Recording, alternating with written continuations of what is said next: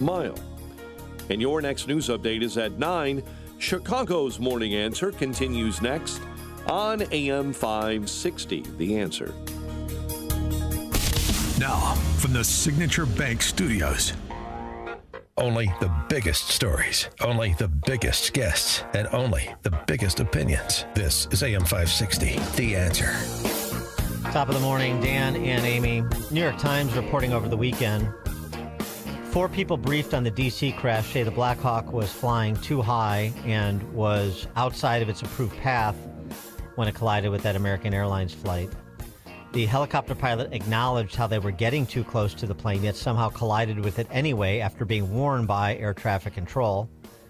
The Times reporting the air traffic control tower had given the helicopter pilot permission to fly no higher than 200 feet. Said the people were not authorized to speak about the matter publicly. And the reported reading on the Black Hawk helicopter's altitude at the time of the crash was 325 feet, give or take 25 feet. And it was interesting because the NTSB came out last night and they said that flight data from the control tower tells 2 different stories. One, that the chopper was flying at 324 feet. The other was that it was at 200 feet. So they're going to have to figure that out, what the truth is there, because the math doesn't lie. You heard Sean Duffy on the news talk about antiquated technology at FAA. Okay, well, that's a topic to discuss as well, as is the hiring and staffing at FAA and with air traffic control specifically. J.D. Vance took up that issue, the DEI issue that Trump raised, and of course was excoriated by the left over. J.D. Vance discussing it on Barbaroma over the weekend. Do you have any evidence that any of those hires that were there at the control Wednesday night were DEI hires? So the president's been very clear about this. This is not saying that the person who was at the controls is a DEI hire, but let's just say, first of all, we should investigate everything. But let's just say the person at the controls didn't have enough staffing around him or her because we were turning people away because of DEI reasons. There is a very direct connection between the policies of the last administration and short-staffed air traffic controllers. That has to stop. And by the way, it's so funny to me, the media has picked up on this, not you, of course, Maria, but others have picked up on this. The president made very clear that he wasn't blaming anybody, but he was being very explicit about the fact that DEI policies have led our air traffic controllers to be short-staffed. That is a scandal. Thankfully, it's a scandal that the president has stopped. Well, and he's not wrong. In fact, the left was bragging about DEI at FAA not so long ago. Let's flash back to Representative Jasmine Crockett. She bleach blonde, bad-built, beach body Spice, bragging about slipping in DEI to the FAA's reauthorization last year. I think that I've been somewhat effective. We also were able to get monumental legislation into the FAA Reauthorization Act that really flew under the radar, thank God. But this was funding to make sure that hopefully we can increase the number of African Americans and Hispanics that are entering aviation, which can be very expensive, but can obviously be very lucrative. And so we set up a situation where basically there will be full rides for those attending land-grant HBCUs as well as HSIs to go into aviation.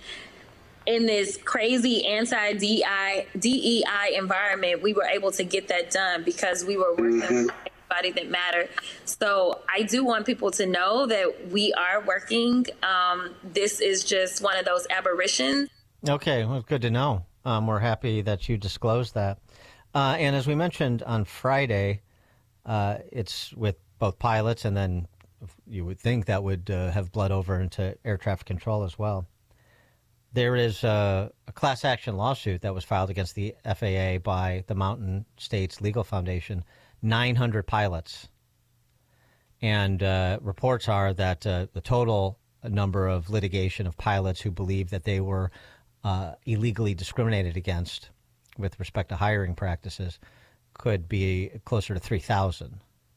They were bounced because the FAA moved from sort of a rigorous testing based on the substance of the matter of being a commercial pilot, to a more biographical threshold, a biographical standard for reviewing applicants that was intended to get to whatever magic numbers they dreamed up in terms of how many pilots need to have these non-behavioral characteristics.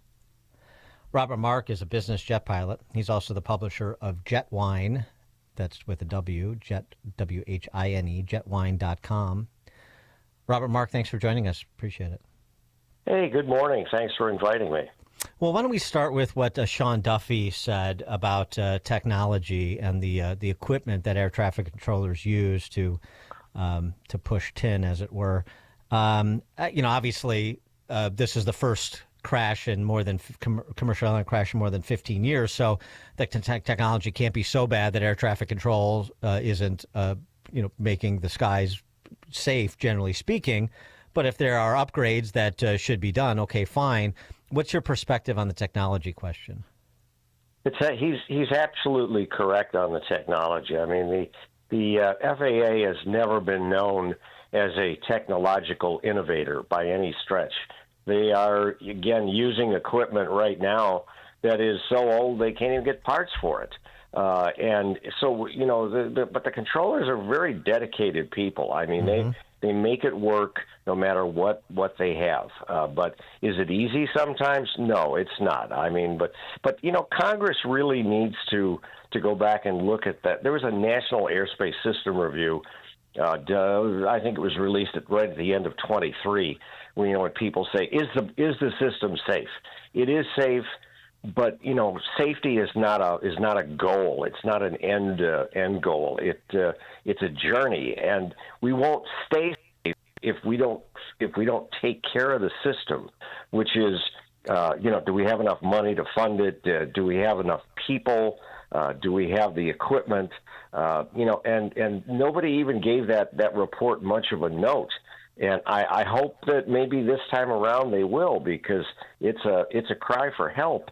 And staffing-wise, you mentioned controllers. I mean, we haven't had enough air traffic controllers since the PATCO strike of 1981. The system never caught up. I don't care what they tell you. They hire a few here and there, a few thousand. It sounds like a lot. But you have to realize many of those people never get through the training, because the training takes a long time. It takes a year, sometimes 2 years, and people just don't make it. They fail in the training. So then you're not really hiring as many as you think you are, and then they're retiring people. So it's very similar to what we were going through with the pilot shortage not long ago. When you lose them, when you retire them, you've got to keep that pipeline going, and we haven't been very good at that. Well, what about restricting military exercises near busy airports such as Reagan National? I've never liked that, to be honest. I've flown into National quite a bit, and there's nothing more disconcerting than you're doing your final approach checks and all the other stuff, and out of the corner of your eye you'll see a helicopter down low. You see him, and he's not at your altitude, but it's just disconcerting. I mean, in other airspace around the country, around the world, we don't have that. But D.C. has always been a very special case, especially since 9/11.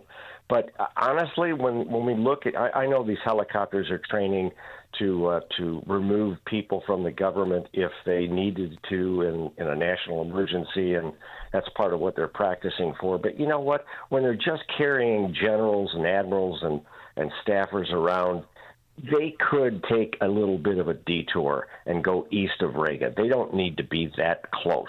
And, if they had to go out of their way and it took a general 3 extra minutes to get to a destination down south of the city, it's a fair price to pay, I think.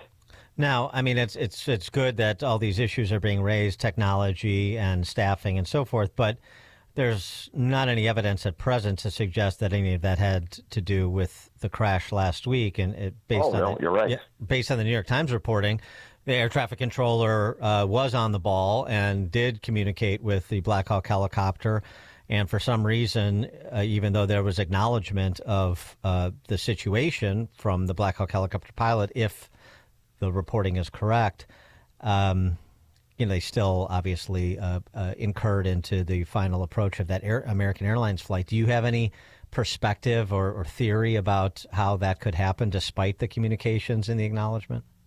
Well, perspective is an interesting word, Dan, because when you're down at that altitude, and the RJ was down at, I think, 200 or 300 feet himself, turning, the pilots were, at the turning final, and the helicopter at the same altitude. The perspective is when you're that close to the ground, if you look out the window, all you see are lights. Yeah. And it is difficult at night to really get a feel for which way is that a light? Is that light coming at me? Is it stationary? Is it going away? And you have to realize too that it's very difficult.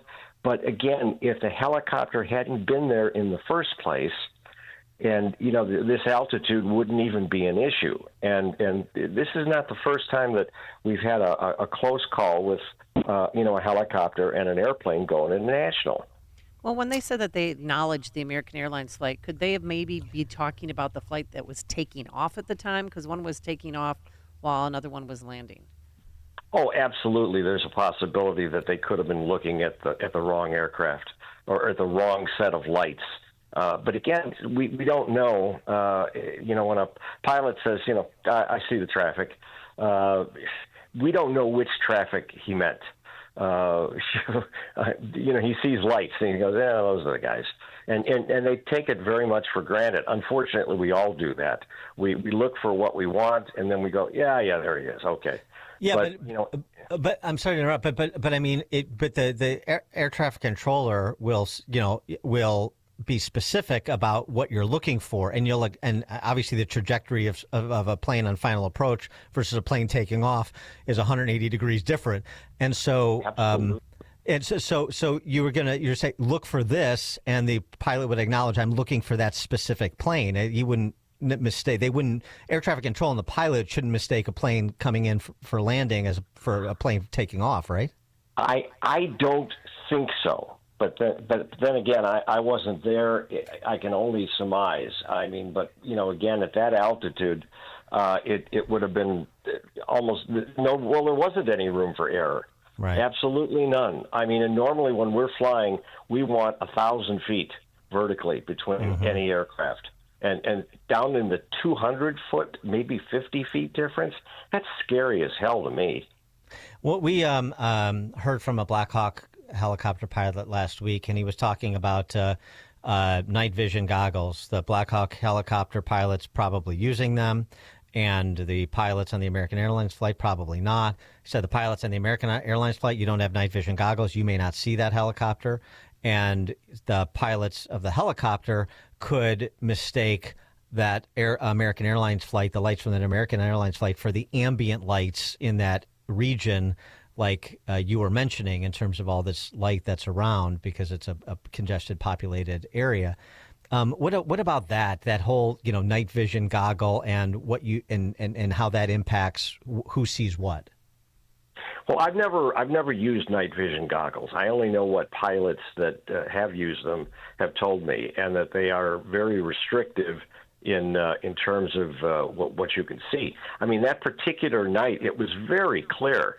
And so, without night vision goggles, maybe this wouldn't have happened, because it would have been, the helicopter had strobes on, the RJ had strobes on it, so they kind of stick out.